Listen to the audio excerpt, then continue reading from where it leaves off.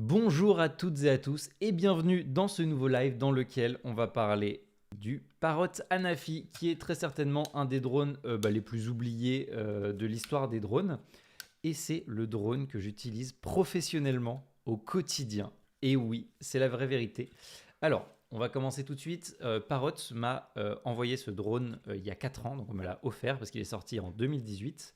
Donc, je ne l'ai pas payé de mon propre argent et peut-être que j'aurais eu un avis différent si j'avais dû payer ce drone. Mais en tout cas là, je ne l'ai pas payé, on me l'a offert. Et du coup, je vais vous en parler parce que premier degré, je l'utilise vraiment depuis 4 ans. Et même j'avais un Phantom 4 Pro que j'ai revendu pour n'utiliser que ce drone-là. Voilà, les choses sont dites, insultez-moi si ça vous fait plaisir, mais on va pouvoir en tout cas en parler. Alors, on va parler de la qualité d'image, on va parler de la solidité, de l'autonomie. Vraiment, je vais essayer de faire un tour complet. Et voilà, c'est parti. Donc, on va commencer par ce qui est bien sur ce drone. On va commencer par les qualités. Voilà, comme ça, on va essayer de mettre un petit peu de joie dans cette vidéo. Alors, premier atout, c'est qu'il est petit et relativement léger. Ce qui a du coup une qualité assez dingue, c'est que c'est un drone extrêmement silencieux. Ce qui est pratique parce que des fois, quand on fait des vols à l'étranger, il se peut qu'on n'ait pas toujours les autorisations. Voilà, donc c'est un drone qui est léger et qui est vraiment du coup hyper discret. C'est-à-dire qu'on le fait décoller, on le fait prendre quelques mètres et en fait on ne l'entend plus. Donc ça, c'est hyper cool, ça évite de faire flipper les gens, ça évite d'attirer trop l'attention sur nous. Donc ça, c'est une première qualité. Il a une relativement bonne autonomie. Alors quand je dis bonne autonomie, je ne l'ai pas calculé à la seconde près, mais en tout cas, ce que ça veut dire, la bonne autonomie, c'est que en fait, quand je fais un vol, je n'utilise jamais une batterie complète. Et donc j'ai 3 batteries en tout. Je n'ai jamais eu besoin de plus. Voilà, donc on va dire que c'est une bonne autonomie parce que j'ai jamais fini une batterie. Et sur une journée complète, si je fais plusieurs vols, eh bien, je n'ai jamais eu de soucis. Donc voilà, à partir de là, on peut dire que c'est une bonne autonomie. Ensuite, quelque chose de très sympa, c'est qu'il a la capacité de filmer vers le haut. Et finalement, il y a assez peu de drones qui peuvent filmer à la fois vers le bas et à la fois vers le haut. Et ça, c'est vraiment très cool. Ça permet de passer par exemple sous des arbres et de filmer vers le haut. Ça peut vraiment faire des effets créatifs hyper cool. Je retire le petit catch, ce sera quand même plus joli. Euh, et ça fait des effets créatifs vraiment cool. Donc, voilà, c'est vraiment une option qui, à l'époque, en tout cas, était inédite. Je crois maintenant, il y en a qui le font, mais à l'époque, il n'y en avait pas du tout. Et là, on peut vraiment être à 180 degrés vers le haut. Et je surkiffe ça. Je l'utilise vraiment très, très, très souvent, cette option. Ensuite, je la sors maintenant. La télécommande, qui est relativement confortable. Alors, elle n'est pas forcément aussi bonne que celles de chez DJI. Là, on met le téléphone comme ça. Mais c'est une télécommande que j'aime bien, en fait. Au début, quand je trouvais qu'elle ressemblait à un jouet, en fait. Et à l'utilisation, je l'aime beaucoup. Je trouve qu'elle fait très robuste. Et j'en suis relativement content à un petit détail près, mais je vous en parlerai juste après. Voilà, on a fait le tour des qualités de ce que j'aime sur ce petit drone. Et on va commencer sur les défauts, hein. Voilà, ça y est, c'est le moment, on y va, j'ai ma longue liste. C'est parti, c'est parti. Premier problème majeur, la qualité d'image est médiocre. On peut le dire. Euh, on peut, avec...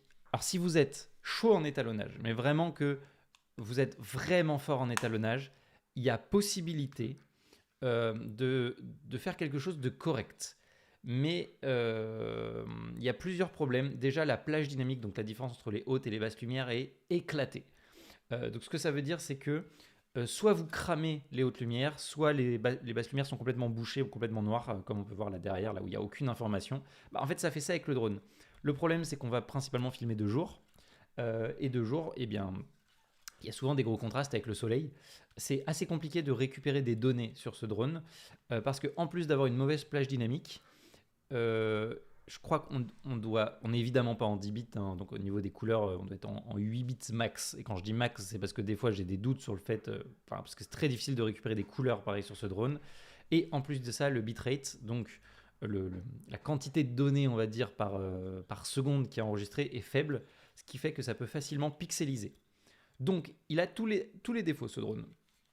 Mais malgré ça, il a un capteur qui est bizarrement pas si mauvais, ce qui fait qu'avec un gros travail d'étalonnage, mais quand je dis un gros travail d'étalonnage, c'est un gros travail d'étalonnage, qui n'est clairement pas... il faut plusieurs années d'expérience en étalonnage pour être capable de faire quelque chose de correct. C'est pas du tout à la portée du premier venu. Il y a des appareils, tout de suite, clac, on fait un truc et en deux trois réglages, paf, c'est hyper beau.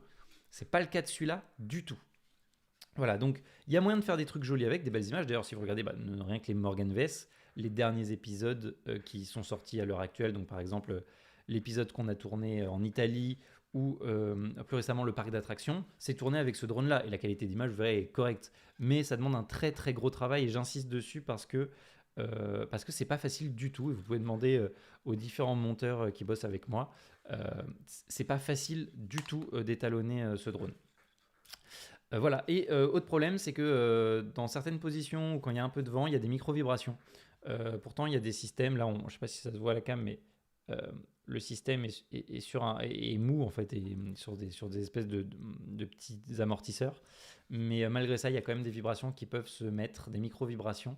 Voilà. Donc, niveau qualité d'image, c'est relativement médiocre, mais avec un potentiel. Voilà. Je pense qu'on va pouvoir se mettre d'accord là-dessus. Ensuite, autre problème, alors qui est un problème sans être un problème, c'est l'impression de fragilité. Quand on prend le drone, je ne sais pas si ça s'entend, il fait un bruit qui fait pas solide. Si on prend les trucs, je ne sais pas si ça se voit, mais voilà, je peux les tordre. Ça fait toc en fait. Ça fait vraiment, vraiment pas solide. Ce qui me pose pas mal de soucis. Sauf que dans la réalité véritable, en fait, ça fait 4 ans que je l'utilise. Et je ne sais pas si ça se verra sur mes batteries, mais normalement, au niveau des brillances, on peut voir qu'elles sont relativement abîmées. C'est-à-dire que je l'ai vraiment beaucoup utilisé. Voilà, on peut voir des rayures. Elles ont vraiment, vraiment beaucoup servi. Et je n'ai pas de casse. Donc, ça paraît fragile, mais en fait, il n'est pas fragile. Enfin, j'en sais rien, j'ai pas fait des énormes crashs non plus, hein. Mais il marche toujours comme au premier jour, quoi. Donc, après 4 ans, la solidité, c'est validé, même si j'ai toujours pas confiance en lui en termes de solidité. C'est assez bizarre. On continue avec la solidité. Le lecteur de cartes est indigne. Genre, vraiment. Par contre, là, il n'y a pas de vanne. Ça, c'est le lecteur de cartes. Déjà, vous vous doutez qu'il y a une merde. Et hop, on l'ouvre. Donc, hop, la carte tombe.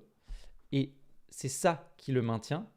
Voilà, vous le voyez, ce petit bout de métal là tout pourri. Sachant que si je tire dessus, il part. Hein. Hop, ouais. Voilà, ça c'est le truc qui maintient la carte mémoire. Hein. Régulièrement, je l'ai retrouvé par terre. Donc, hop, je vais le remettre. Donc voilà, vraiment, quand je dis indigne, pour le coup, je ne suis pas méchant, je ne suis pas désagréable. Ce lecteur de cartes, je ne peux pas comprendre. Et voilà, hop.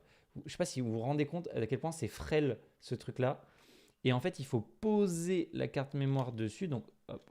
Alors, je suis désolé, j'ai pas de cam dans le bon sens, donc vous voyez pas bien. Il faut poser la cam par-dessus, fermer et hop, clipser. C'est indigne. Vraiment, quand je dis indigne, là, j'insiste dessus. Je comprends même pas que ça soit passé en prod. Genre, que les équipes, parce que Parrot, c'est quand même pas des débutants, ils se sont pas dit, genre, il y a peut-être. Je sais même, j'ai même pas d'argument. Vous voyez, il y a même plus d'argument. Genre, c'est scandaleux. Voilà, ça, je m'arrête là-dessus, mais je trouve ça scandaleux. Ensuite, la qualité du signal vidéo qui est relativement moyenne, dans le sens où dès qu'il y a le moindre objet, par exemple, dans le parc d'attractions, généralement j'ai fait le tour de la grande roue. En passant derrière la grande roue, j'avais des petites sautes d'image. Donc voilà, le signal vidéo est relativement moyen. Il n'est pas mauvais, mais il est moyen. Voilà, je j'ai pas grand chose de plus à dire là-dessus. C'est pas ouf, mais ça fonctionne, on va dire. Autre problème, le drone a été mis à jour assez régulièrement au fur et à mesure des années. Ils ont rajouté pas mal d'options, mais on ne peut toujours pas. Alors, je sais qu'on peut le faire parce qu'il est programmable ce drone plus ou moins, mais en tout cas, stock de base, si on ne met pas les mains dans le cambouis, on ne peut pas programmer un déplacement d'un point A à un point B lentement. Parce que moi, je voulais faire un truc. Je voulais faire un time-lapse où le drone se déplace très doucement. Et en fait, on a le soleil qui se couche et le drone qui se déplace en même temps. Et ça, je n'ai pas pu le faire avec ce drone-là, de manière stock. Alors qu'il y a tout dedans pour le faire. Hein. Vraiment, il y a même des options assez similaires. Mais je ne peux pas le faire extrêmement lentement. Donc, ça, c'est un défaut parce que j'aurais vraiment bien aimé pouvoir faire ce genre de choses. Autre problème, il n'y a pas d'écran sur la télécommande. Il faut mettre son téléphone. Ça pose plusieurs problèmes. Déjà, il faut que le téléphone ait de la batterie, il faut pas que les gens nous appellent, donc il faut se mettre en mode avion, machin. C'est pas cool de devoir brancher ça, surtout que, alors là il y a de l'USB-C, mais l'USB-C c'est que pour la recharge. Il faut brancher en USB-A, sauf qu'aujourd'hui je n'ai plus de câble USB-A, c'est-à-dire que je suis obligé de garder un câble en USB-A vers mon téléphone uniquement pour ce drone. Ce qui est relativement pénible et ce qui fait que des fois on peut ne pas l'avoir ou des trucs comme ça, c'est relou. Voilà, ça c'est un défaut clairement que je n'aime pas. Petit souci avec les batteries également. Les batteries se déchargent toutes seules. Voilà, comme des grandes. Donc c'est-à-dire que si je les utilise pas pendant quelques temps, elles sont à 0%. Elles se sont intégralement vidées toutes seules. Et du coup, on doit tout le temps les charger, sachant que le temps de charge est excessivement long. Genre, je l'ai pas calculé, mais c'est vraiment très très très long. On ne peut pas les charger au dernier moment, hein. Vraiment, il faut s'y prendre une journée à l'avance. Voilà, c'est relativement pénible. Ça, on va pas se le cacher. Pareil, il est vendu avec une boîte. Alors je sais qu'entre temps ils ont sorti une nouvelle version, mais là ils sortent un modèle avec une boîte qui n'inclut pas la télécommande. Ce qui fait que ça protège le drone, mais ça protège pas les batteries en rab et ça protège pas la télécommande, ce qui est relou. Voilà, ce qui est vraiment dommage. Et le dernier défaut, qui n'en est pas un, mais un petit peu quand même, il n'y a pas de capteur de proximité. Alors il y a un petit capteur infrarouge en dessous là, il y a un petit capteur infrarouge en dessous qui permet de ultrason, je veux dire, qui permet pour se poser en fait, comme ça il sait ce qu'il y a en dessous. Mais ça aurait été cool parce que même si au final, quand on sait se servir d'un drone, on n'a pas besoin de capteur d'obstacles, mais ça a toujours un côté rassurant en cas de problème de savoir qu'il voit devant lui. Par exemple, si je perds le signal et qu'il est obligé de revenir tout seul, là, s'il y a un truc entre, c'est mort, hein, voilà, on va pas se le cacher, c'est mort. Alors que s'il y avait un petit capteur d'obstacles, il pourrait éviter les arbres, ce genre de choses. Donc, voilà, ça c'est dommage, mais même si c'est pas indispensable. Je vous le mets parce que j'en ai vu assez peu sur YouTube, donc j'en profite. Ils vendent, alors moi pareil, ils me les ont offert avec, mais il y a des systèmes comme ça qui permettent de changer les hélices. Donc voilà, c'est des hélices de rechange avec le petit outil qui va bien ici pour les dévisser, les revisser. Voilà, ça fait toujours plaisir. Voilà, J'aurais préféré quelque chose qui nécessite pas d'outils, mais vu que l'outil est fourni, bon, voilà, j'accepte. Et je termine avec le prix et juste après, je vous dis ce que j'attendrais de Parrot aujourd'hui. Voilà, donc aujourd'hui, ce drone est trouvable aux alentours de 400 et quelques euros neuf et vers les 300 euros en reconditionné. Neuf, il valait, je crois, 799 euros. Alors clairement, pour 799 euros, même à l'époque, c'était non, hein, on va pas se le cacher. Par contre, pour 300 euros, il est pas si mauvais que ça. Euh, il est clairement pas forcément au niveau des grands drones DJI en termes de qualité d'image, de qualité de construction et tout ça, mais il reste pas mauvais en fait. Donc, si vous n'avez pas beaucoup de moyens et que vous voulez un drone capable de faire des images correctes, en fait, si vous n'êtes pas trop mauvais, mais que vous n'avez pas trop d'argent, ça peut être un compromis correct en fait. Donc voilà, clairement pas plus de 300-400 euros. Je pense que 300 euros, c'est un bon prix pour ce drone que je trouve. Pour 300 euros, je le valide. Voilà. Mais maintenant, ma frustration, c'est que DJI, malgré la qualité indéniable de leurs produits, ils ont des problèmes au niveau vie privée et au niveau sécurité. Il y a des scandales qui sortent très régulièrement sur eux, comme quoi, en fait, il y a possibilité de localiser le drone et son pilote à distance. Il y a des problèmes, notamment comme quoi, en fait, il y aurait des backdoors, donc des portes dérobées dans les appareils qui permettraient de récupérer des données, des informations. Ce qui, quand même, me pose relativement des soucis. Et moi, j'aime beaucoup Parrot parce que je trouve qu'ils ont été vraiment assez innovants à une période, alors même si c'est parti par la suite. Mais là, aujourd'hui, par exemple, ils reviennent avec l'Anafi IA, je crois qu'ils appellent ça, qui est une nouvelle version de l'Anafi, à destination des professionnels, qui coûte relativement cher, hein, qui vaut genre 3-4 000 euros. Enfin, genre, c'est un drone relativement cher par rapport à sa taille et ses capacités. Par contre, c'est un drone qui est totalement programmable. C'est un drone qui a un pas extrêmement fort vers la vie privée, la sécurité des données, ce genre de choses, que je trouve très importante aujourd'hui, et qui a notamment aussi une liaison par 4G. Donc en fait, on peut contrôler le drone même si on perd le signal, ce qui est ultra cool dans certaines zones qui peuvent être avec beaucoup d'interférences.